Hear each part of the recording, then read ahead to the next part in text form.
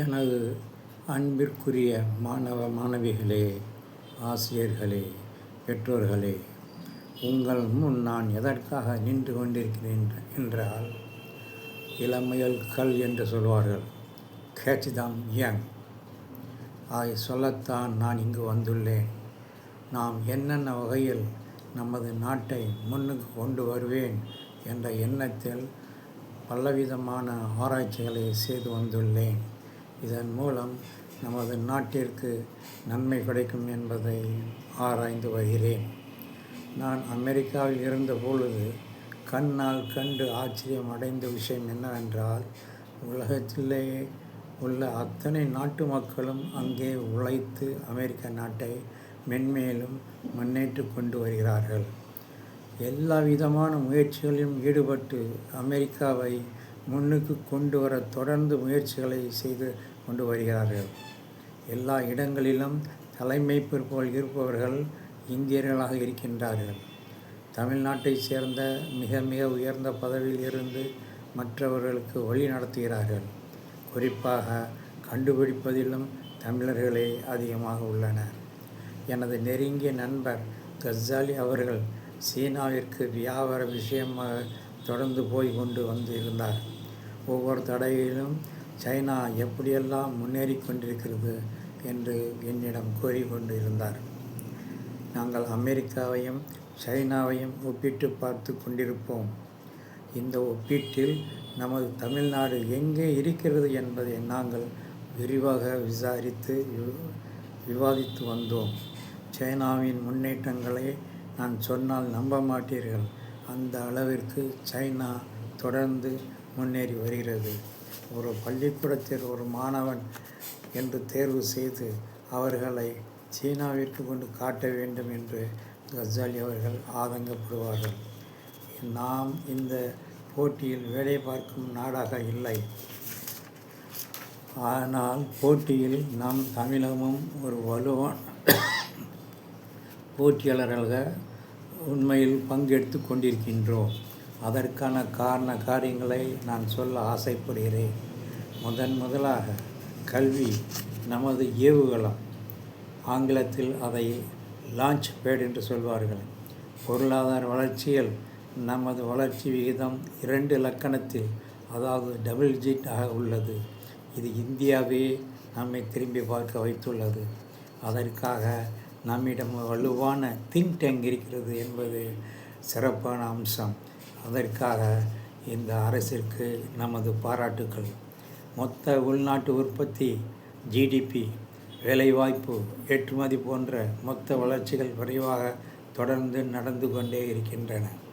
இதனால் மற்றவர்கள் நம்மை பார்த்து பொறாமை கொள்கிறார்கள்.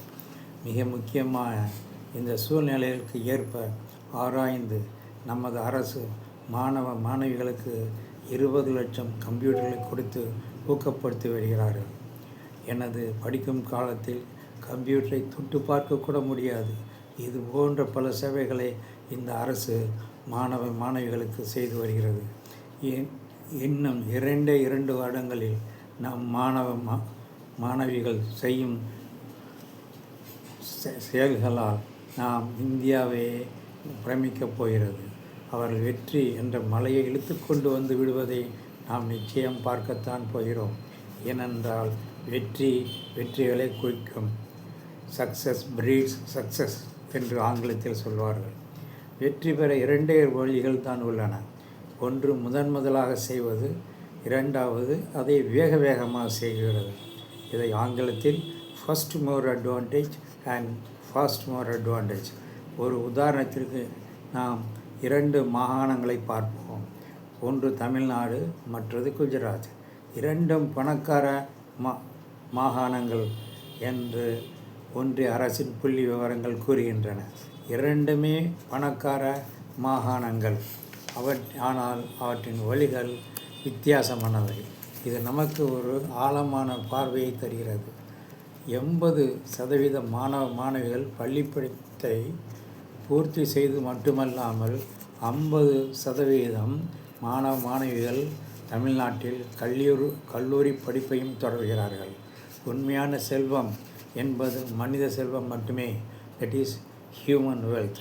இங்கு படிப்பு என்பது ஒரு நல்ல முதலீடாக பார்க்கப்படுகிறது, ஒரு செலவினமாக இல்லை என்பதே உண்மை.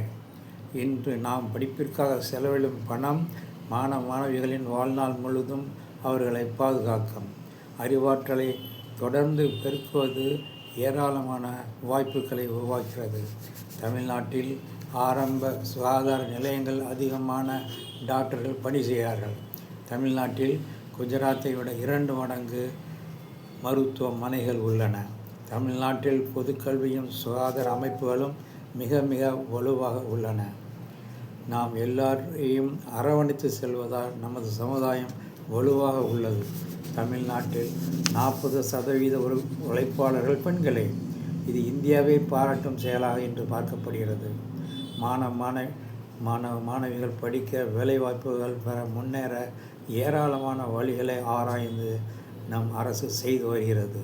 எல்லா மாணவிகளும் இப்படிப்பட்ட வாய்ப்புகளை நன்கு பயன்படுத்தி முன்னேற வேண்டும் என்பதே என் விருப்பம். எங்கெல்லாம் பெண்கள் முன்னேறுகிறார்களோ அங்கெல்லாம் குடும்பங்கள் முன்னேறுகிறது. எங்கெல்லாம் குடும்பங்கள் முன்னேறுகிறதோ அங்கெல்லாம் சமுதாயம் முன்னேறுகிறது. மாணவிகள் அனைவருக்கும் கல்வி என்பதே நம் குறிக்கோள். அனைவரையும் அனைத்து வழிநடத்தும் சமுதாயமே வெற்றி பெறும் என்பதை நாம் நம் கண்ணால் பார்த்து மகிழ்ச்சி அடைகிறோம் என்பதே யதார்த்தம். தங்களை தானே பக்குவப்படுத்தி கொள்ளும் மாணவிகளுக்கு வாய்ப்புகள் தானாகவே தேடி வருகிறது என்பது நான் அமெரிக்காவில் கண்ட உண்மை.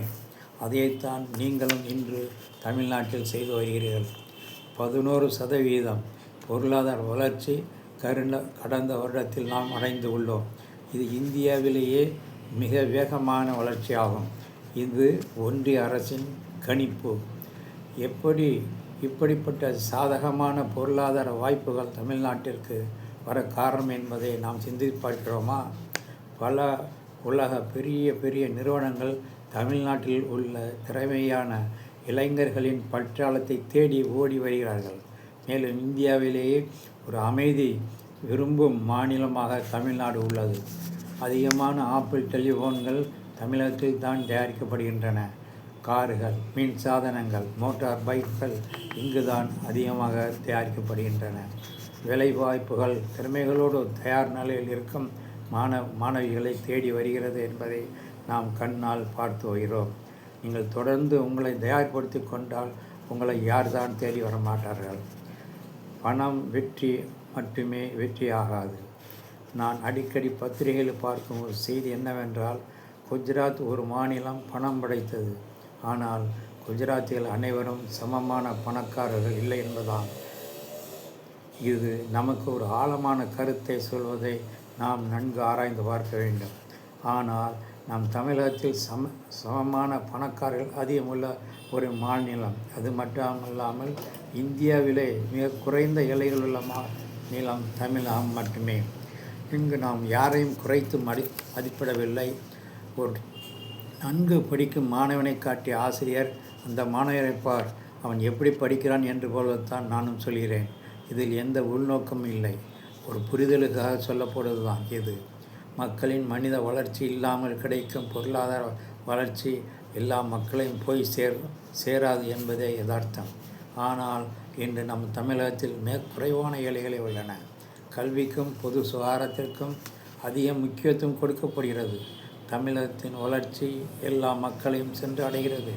வெற்றி என்பது பணம் சம்பாதிப்பது என்பதல்ல. வெற்றி என்பது மானத்தோடு வாழ்வதும், அறிவு பெறுவதும், தன்னம்பிக்கையோடும் வாழ்வதும் ஆகும். சரி, அப்படியானால் தமிழ்நாட்டை நாம் யாருடன் ஒப்பிடலாம்? சிங்கப்பூர் என்று ஒரு மாணவன் கூறினான். அது நிலத்தையும் பணத்தையும் வைத்து கூறப்படுவது இல்லை.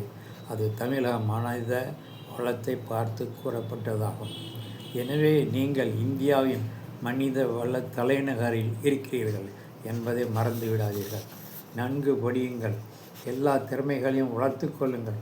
குறிப்பாக செயற்கை நுண்ணறிவு, ஆர்டிஃபிஷியல் இன்டெலிஜென்ஸ் தொடர்ந்து படித்து வாருங்கள்.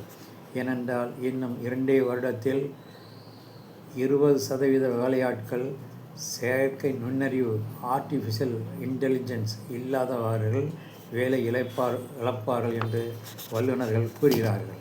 எனவே உங்கள் கம்ப்யூட்டர்களை நன்கு பயன்படுத்திக் கொள்ளுங்கள். ஏற்றுமதியை செய்யாவிட்டால் நீ அழிந்து போவாய் என்று சொல்வார்கள். Export or perish. ஏற்றுமதி தொழிலை பற்றி நமது மாணவிகளுக்கு போதுமான விவரம் தெரிவதில்லை. அரசு ஏற்றுமதி தொழிலை ஒரு பாடமாக வைத்தால் தங்கள் வேலை வாய்ப்பை உருவாக்கி கொள்ள முடியும். அதற்காக அரசு பலவித பண லைசன்ஸ் போன்ற விவரங்களை கூறி வந்தாலும் மாணவிகள் இதில் அக்கறை செலுத்தினால் அனைவரும் பலனடைவர். நாங்கள் படிக்கும் காலத்தில் ஹிந்து ஆங்கில பத்திரிகை எங்களுக்கு ஒரு சிறந்த ஊக்குவிக்கும் பத்திரிகையாக இருந்தது என்று நமது வெற்றிக்கு அதுவும் காரணம். மாணவிகள் அறிவியல் ரீதியாக சிந்திக்க வேண்டும். ஒரு மாநிலம் மக்களின் கல்விக்காக முதலீடு செய்யும்பொழுது ஒவ்வொரு மாணவனும் தங்களின் கல்வி வளர்ச்சி முதலீடு செய்வதன் மூலம் தங்களை தானே வெற்றி கொள்ள முடியும். எனவே நமது தமிழகம் நமக்கு உத்வேகத்தை கொடுக்கட்டும். கல்வியே நமக்கு ஆயுதமாகும். கடின உழைப்பே நமது முயற்சியாக இருக்கட்டும். உங்கள் சிறந்த எதிர்காலம் உங்கள் கையில் தான் உள்ளது, எங்கள் கையில் இல்லை. முக்கியமான ஒரு பாடத்தை நாம் மறந்துவிட வேண்டாம். நீங்கள் இன்று திட்டமிட்டால் தோல்வியை தழுவ. நீங்கள் இன்றே திட்டமிடாவிட்டால் தோல்வியை தழுவ நாம் இன்றே திட்டம் தீட்டிவிட்டோம் என்று பொருள். I repeat, if you fail to plan, you are planning to fail. உங்களது எதிர்காலம் நமது கூட்டு வெற்றிகளும் நமது திட்டங்களும் உங்கள் செயல்பாடுகளில் தான் உள்ளன என்பதை நாம் நன்கு புரிந்து நடக்க வேண்டும். எனவே கவனத்துடன் முயற்சி செய்யுங்கள். கடின உழைப்பை விட புத்திசாலித்தனமான உழைப்பே சிறந்தது. Smart work is better than hard work. If you want fame and wealth, increase your ability. இதன் பொருள் பணமும் புகழும் வேண்டும் என்பவர்கள் தங்கள் திறமைகளை வளர்த்து கொள்ளட்டும். உங்கள் வாழ்வின் வெற்றிகளை பல அடைந்திட என் வாழ்த்துக்கள். இது போன்ற முன்னேற உதவும் வீடியோக்களை பார்க்க உடனே சப்ஸ்கிரைப் செய்து கொண்டு மற்றவர்களுக்கும் பகிர்ந்து கொள்ளுங்கள். நன்றி.